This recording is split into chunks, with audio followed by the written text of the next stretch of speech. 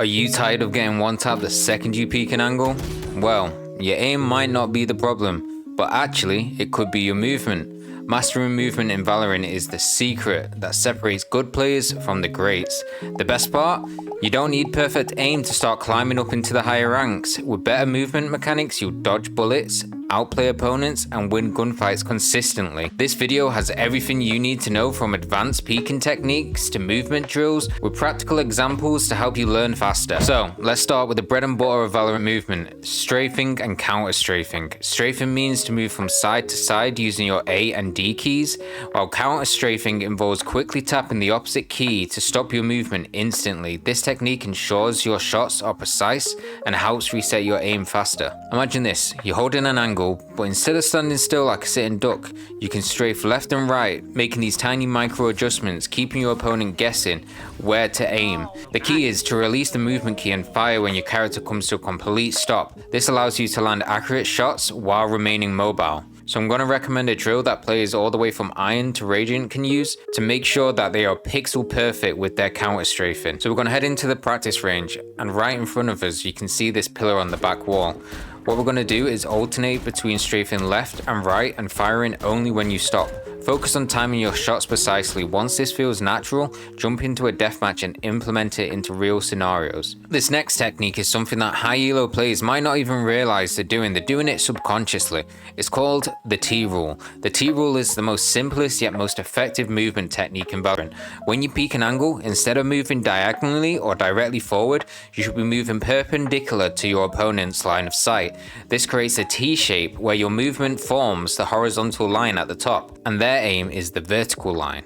Why does this matter? Moving perpendicular makes it appear that you are moving faster on your opponent's screen, forcing them to make a larger adjustment to their aim. This split-second advantage can make all the difference in gunfights. Practicing this technique in deathmatches will help it become a subconscious technique that you will use in every single game. The next thing we're going to be talking about is jiggle peeking. Jiggle peeking is an essential technique to bait out shots or gather information without overexposing yourself. Start by quickly tapping A or D to quickly peek out of cover, showing only the shoulder of your character model. This will force players to take a shot, especially snipers, revealing their position, and gives you a better advantage of getting the kill when you fully peek. There's a couple spots on each map which allows you to safely gather information by jump spotting. For example, we have A main on Ascent, where you're able to hide behind these boxes and jump over for information. Or we have the back of B site, being able to jump spot and gather information from an inside hookah. But remember, once you've spotted the opponent, do not jump again. It then becomes too predictable, where you risk the chance of getting one tapped in midair.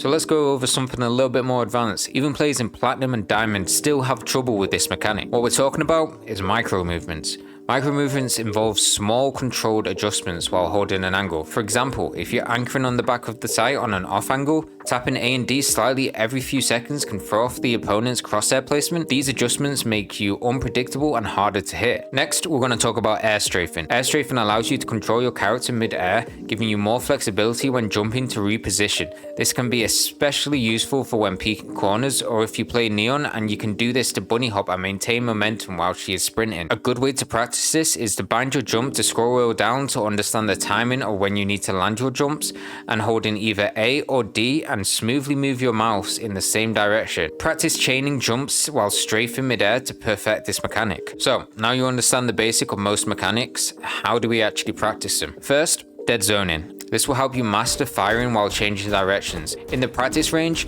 go to the divider on the back wall, strafe left and right, and only firing when your crosshair lands on the other side of the divider. The goal is to shoot during the brief moment where your movement fully stops. The next method we're going to do is target confirmation. When taking fights with the enemy team, accuracy is everything. Instead of flicking and firing immediately, add a split-second confirmation step. Spot the opponent, flick your crosshair, confirm alignment, then shoot.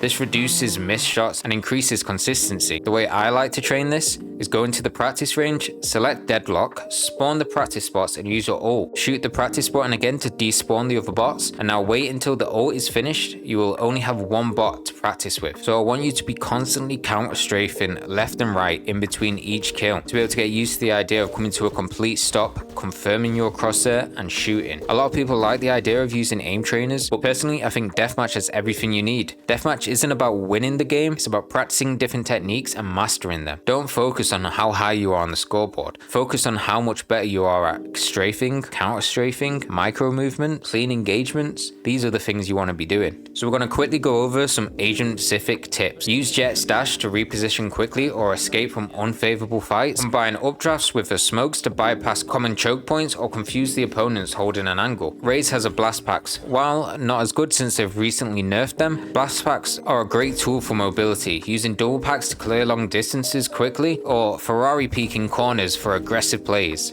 Neon is all about movement. Master her slides to chain rapid movements, slide into cover or use it to gain unpredictable peaks in gunfights, and even just bunny hopping across the map, making it harder for your opponent to track you. Some of the most common mistakes players do with movement is overusing their W key, peeking diagonally, holding W and D or W and A to walk in a diagonal line instead of sticking to A and D for faster strafes. The next one, even I struggle with sometimes, and that's crouch spraying. Crouching in gunfights makes you predictable, and even at lower elo where people's crosshair placement isn't the best, you could be shooting yourself in the foot because the opponent's already aimed at your chest. So, gaining this movement mastery in Valorant isn't something that is able to be done overnight. It takes time and practice. Once you're able to achieve this, you'll start making smart decisions and consistently getting more kills. I think that covers everything. If you liked the video, leave a like.